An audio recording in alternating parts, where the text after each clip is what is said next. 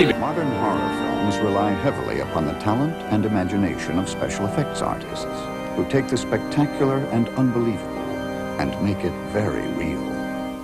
On the outskirts of Hollywood lies XFX Studio, where special effects artist Steve Johnson designs the objects that nightmarish films are made of. Steve is part of the new breed of special effects artists who are enjoying a prominent role in today's horror entertainment industry. Once Boris Karloff and Bela Lugosi commanded the horror audience's respect. Now it is the special effects artist who receives the praise. This is stupid, but let's just... you want to make sure it blasts really good.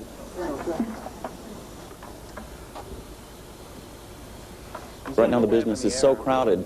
Things have really changed, but even when I started first getting into it, if you don't always want to push further and always want to try out something new and approach it from a different angle, then you're not really going to have much of a fighting chance in the industry, because there are so many people in this business. And it's interesting because now it's a much more of a legitimate thing than when I first came out here. When I first came out here, it was really nothing to do. I mean, 11 years ago, the state of the art of the public knowledge of this kind of stuff was practically non-existent. And so it's kind of a strange thing, and there weren't all that many people getting into it. In that respect, I was lucky. But now there are monster magazines all over the place, television shows like this one, and kids across America can see it and point it to their parents and say, that's what I want to do for a living, and it's a legitimate thing now. I think people have gotten very sensitized or desensitized to effects, and in a way, it's not like an amazing thing. They don't, I mean, it's amazing to them, of course, but they expect it now. I mean, I think when people go to a movie these days, more often than not, they feel cheated if they don't see something amazing in the film. It's like, where were the special effects? Like, let's go down the way and see another movie. I just wasted $7 and there wasn't a single effect in it. I think my favorite person would have to be Rob Bottin. Probably because he comes up with the wildest, most different ideas, and I think he chooses his projects very well, which is really important. He is an excellent designer, and as I said before, pretty much these days, I feel, and this is a broad understatement, but I feel anyone can do the basics. So now how I judge people's talent or competency is in design. As I said before, I think that's really the only true art left in this business, and that the keys to all of the things that used to be secrets are in 100 books these days, and videos and anything. So now the art really shows through because people have to be good designers in order to stand out in this business, and I think Rob is an excellent designer. He's really good. He did Legend, well, actually it was released as Legend, and did the demon makeup on Tim Curry, which is one of the most beautiful designs I've ever seen makeup effects-wise. Perhaps the complexities and problems of modern society have caused audiences to demand increasingly sophisticated cinematic illusions. Special effects to shock, humble, and even outrage those that pay to see the films.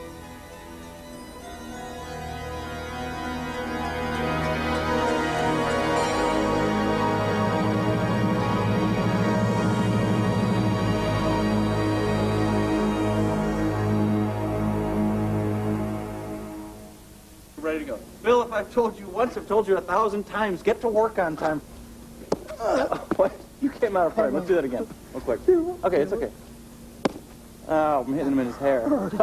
This is a guy who builds a bat, expects me to hit an actor with it, but he can't take it with himself. Here's the effect right here on the hand. Bam. There's a chamber in it that's filled with blood. So when you, the idea is when you hit, it spatters blood.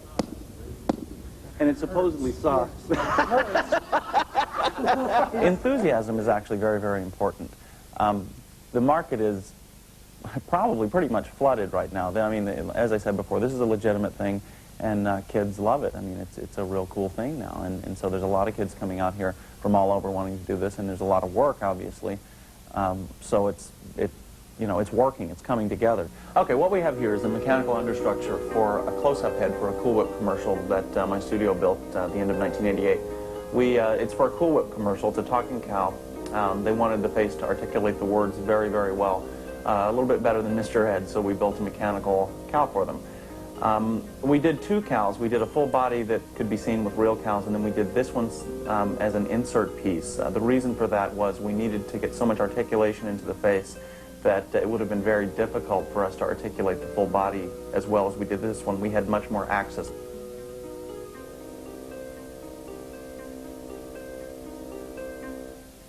For Nightmare on Elm Street 4, what we handled was the death sequence of Freddy at the very end of the film. I don't remember exactly how many. It involved probably 10 or 12 different effects, all on different scales. The basic concept of the sequence was that all of Freddy's victims from the past are getting back at him by punching their way out of his body from the inside out.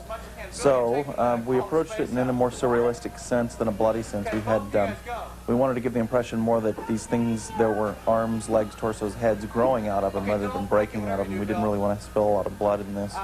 One reason being because of fear of censorship. Also, we thought it had a more fantastic feel to it this way. This is obviously the biggest thing we did. It's a full scale. It's probably about 18 feet tall from the groin to the top of the neck. Freddy body, and we actually got actors and actresses in there to try to punch their way out of it. And we intercut this with smaller models, actually on Robert Englund, the Freddy Krueger character. And they used a lot of smoke, a lot of Dutch angles, a lot of moving cameras to kind of conceal the fact that we were cutting between large and small scale props. And it worked out pretty well. It's more like a machine gun barrage of cuts in the final edit, and I think it worked out pretty good.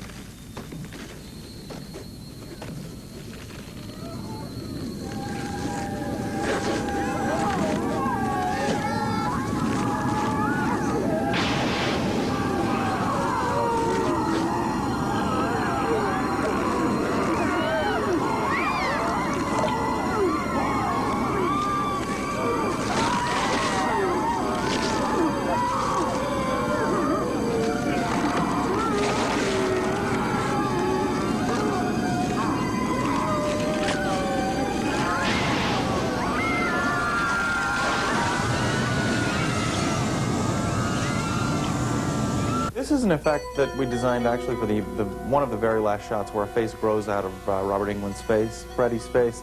At the end of the film, his face actually divides, bifurcates into two faces. So we had kind of a mechanical device and a vacuum effect happening. For a lot of reasons, the effect was cut from the film, as is often the case in this kind of stuff. There you can see the face forming. We never really got it to a more finished stage than this. In this version of it, we ended up simplifying the effect when we actually took it to set. They felt that it just probably didn't go along the same lines as the rest of the stuff we had done, so this one never made it. Disney approached me this summer about doing a mechanical spider, a blue screen puppet. This is where a lot of times what we do works hand in hand with optical enhancement. We wanted to make this actually look like a real spider. So in order to be able to operate it more easily, we built it about 3 times oversized. This actress, Lindsay Frost, comes to a point in the film when she deteriorates in front of camera. So we used several tricks. One of them involved her arm falling off as she reaches out toward the actor, and Treat Williams in this case. This is again from Dead Heat. This scene was eventually cut out of the film, but it's a pretty funny scene. There's the big giant birthday cake gets wheeled in. It's Joe Piscopo's birthday, and a dancing skeleton pops up out of it. Eventually wore a nice sexy bikini. And what we did here is we had an actress, it was Linnea Quigley in this case, wearing a black velvet suit, shot against black, with direct attachments to movement points of the skeleton. For instance, her head had a rod attached directly to a helmet that went directly into the back of the skull. So when she moved her head, the skeleton's head moved. Rods come out of the elbows of the skeleton, and she grabs onto the rods which had handles on them as well to move the wrists. Her hips have pivot points attached to the skeleton hips. So basically all she had to do was dance in a very exaggerated manner, and the skeleton would dance as well. Karo syrup, thinned with a little bit of water. Food coloring, not just red though, you have to put a little bit of green and a little bit of yellow in there to give it that kind of brownish tint. I think it reads better on film actually and looks a little bit more visceral if it's not bright red. If you prick your finger and look at it under bright light, it's pretty vibrant red, but I think it's a little bit more visceral and more gut-wrenching to see a little dark brown to it, because that's the way it starts to look when it's coagulated, and I think somehow that triggers something in people's heads that makes them think it's a little more disgusting. And then you just need something that will make it a little more opaque. You can put baby powder in it if you suspend it and shake it up before you use it. That's probably the easiest home recipe for blood, but don't put it on your pancakes, kids.